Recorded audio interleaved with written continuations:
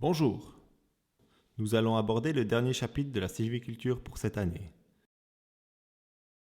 Chaque stade de développement a une dynamique de croissance différente. C'est important de bien les comprendre pour effectuer les soins appropriés au peuplement que l'on souhaite entretenir. Nous allons voir les particularités de chaque étape de développement, le rajeunissement, le fourré, le perchis et la futée, et nous parlerons des types d'interventions à pratiquer pour chacune d'entre elles. Lors de la phase de rajeunissement, les jeunes plants doivent trouver leur place en développement des parties aériennes et souterraines et ainsi assurer leur survie. À ce stade, la concurrence avec la végétation au sol est forte. Sans aide du praticien, les arbres doivent percer le tapis de ronces, résister à la clématite, et j'en passe. Un chemin qui n'est pas de tout repos. En plus de ça, aux yeux du gibier, il s'agit d'une réserve de nourriture abondante. Certaines essences, comme le sapin ou l'érable, sont vite la cible de ces bestiaux. L'aboutissement ou la frayure sont monnaie courante et peuvent poser problème si l'on veut obtenir un peuplement de qualité.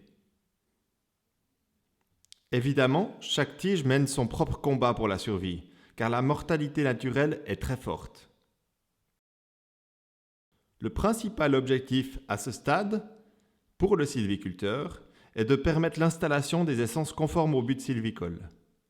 Dans la grande majorité des cas, il n'y a pas de soins particuliers à entreprendre. Il est toutefois possible de doser la lumière par des interventions ciblées, de faucher ou d'éliminer les plantes grimpantes, de mettre des protections contre le gibier, d'effectuer des plantations complémentaires s'il y a des zones dépourvues de rajeunissement, ou encore procéder à un fauchage mécanisé pour les grandes surfaces en cloisonnant notre peuplement. Il s'agit de faucher des bandes de la parcelle sous la forme d'un quadrillage.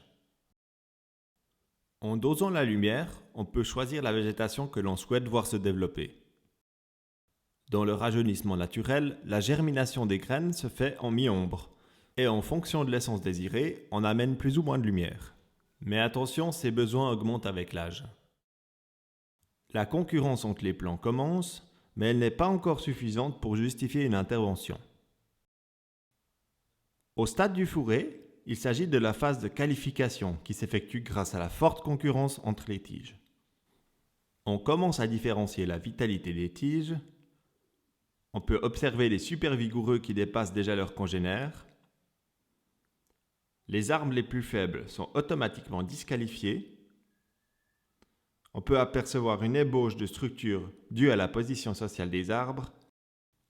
Mais le plus important pour le sylviculteur, c'est qu'à ce stade, l'éducation mutuelle des tiges se fait naturellement. D'où l'importance de ne pas intervenir trop tôt dans les peuplements. C'est grâce à cette forte concurrence que nos futurs arbres auront une bille de qualité. Et tout ça, sans l'intervention de l'homme. Il faut s'imaginer que chaque branche qui va sécher d'elle-même est une branche que nous n'aurons pas à élaguer plus tard. Observons l'évolution naturelle des essences dans un peuplement sans l'intervention de l'homme. Ces deux graphiques représentent une parcelle réelle où des chercheurs ont relevé au fil des années les différentes essences qui la composent. Dans les zones lumineuses, on voit que le frêne prend rapidement le dessus sur les autres essences. En revanche, dans les zones d'ombre, le hêtre domine quand la concurrence entre les arbres devient forte, ici à partir de la 8e année. Donc si votre objectif est d'obtenir une forêt de hêtres, sachez que vous pouvez simplement la laisser pousser. En revanche, si vous souhaitez une autre essence, il faudra diminuer la pression du hêtre par des interventions. Attention de ne pas tout miser sur une seule essence et de se garder une base de sélection suffisante pour les stades suivants. Concrètement, on peut réguler le mélange en faveur des essences de lumière, comme le mélèze, le chêne, le merisier, etc. Mais il faut permettre une éducation suffisante grâce à la densité. On peut dégager les individus les plus vigoureux parmi les essences peu concurrentielles, effectuer des tailles de correction si nécessaire, déjà travailler en respectant les distances finales, et comme au stade du rajeunissement, faucher en cloisonnant des grandes surfaces. Ces interventions doivent toutefois être limitées, car on a encore peu de vision d'ensemble. Les déplacements dans le peuplement sont difficiles, et comme j'ai dit précédemment, c'est à ce stade que l'éducation naturelle s'effectue. C'est lors du perchis que la croissance est la plus forte. On l'appelle la phase d'expansion. Il y a déjà beaucoup moins de tiges et l'élagage naturel est terminé sur un quart de la hauteur finale.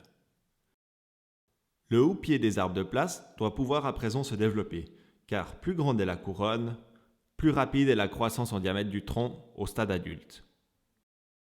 On peut désormais évaluer la qualité de l'habit de pied. La vitalité et la qualité sont clairement reconnaissables. C'est à ce stade qu'on définit notre réseau d'arbres de place. On enlève les concurrents directs de ces arbres, mais l'intensité peut être différente en fonction de l'essence et l'avancée de l'élagage naturel.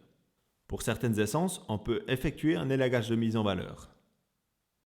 Si possible, il faut renoncer aux interventions dans le peuplement auxiliaire. La fréquence des interventions dépend du mélange, de la station et de l'intensité, mais généralement entre 4 et 8 ans. Car à ce stade, la croissance est très dynamique. Le perchis est le stade de développement avec la stabilité individuelle la plus critique. Le peuplement de bourrage, quant à lui, dispose d'une stabilité collective. La futée est le stade où les arbres dominants sont bien en place. On parle de phase de maturation.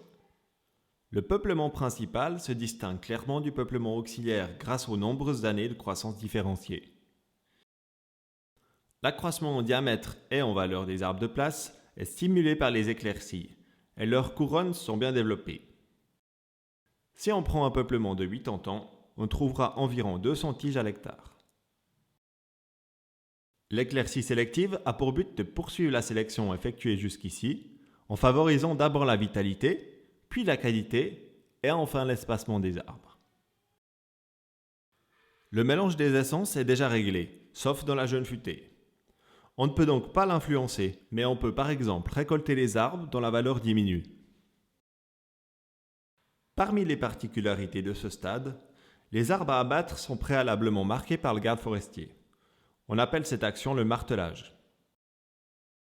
La régénération naturelle du peuplement doit être déclenchée au bon moment, grâce à une gestion minutieuse de la lumière au sol et selon l'essence désirée. Le produit des interventions est en général commercialisable. Le peuplement auxiliaire est d'une importance capitale pour le peuplement principal. Il protège les fûts du soleil, des gelivures et des autres blessures. Il permet de réduire le développement de la végétation concurrente grâce à l'ombrage et de proposer des conditions favorables au rajeunissement naturel. Il produit du bois d'énergie supplémentaire. On peut l'utiliser comme futur peuplement principal et il diversifie le mélange avec d'autres essences. À présent, un petit exercice pratique que vous allez effectuer à distance. Voici la forêt en question. Vous la retrouverez dans le questionnaire en ligne. L'objectif est de desserrer un peuplement selon l'ordre de travail qui a été transmis. Le garde forestier vous transmet l'ordre suivant. On y retrouve les données sur la parcelle, l'objectif sylvicole avec les essences désirées dans votre réseau d'arbres de place, c'est-à-dire le genre, le degré et la forme du mélange, les mesures complémentaires à appliquer, cependant elles ne sont pas très importantes pour cet exercice, les coordonnées pour les secours, et sur la deuxième page, l'analyse du peuplement. C'est sur cette feuille que vous allez devoir décrire le peuplement que vous avez en face de vous. Tous les documents nécessaires ont été envoyés par mail. Premièrement, vous allez faire une description du peuplement présent sur cette image en vous aidant de la légende. Remplissez le document Word qui vous a été transmis, enregistrez-le et vous me le renvoyez. Ensuite, vous allez choisir les arbres de place selon l'ordre transmis. Donc saisir les numéros dans le formulaire en ligne. Puis définir les concurrents directs à éliminer, aussi en sélectionnant les numéros. Et tous les autres arbres, vous allez les sélectionner comme peuplement de bourrage. Cet exercice, vous allez le faire pour un peuplement à plat et pour un peuplement en pente, comme sur cette image. Donc je récapitule, lisez bien l'ordre de travail, remplissez l'analyse de peuplement que vous me renvoyez par mail, et pour le reste, tout se passe dans le questionnaire. Bons travaux à tous!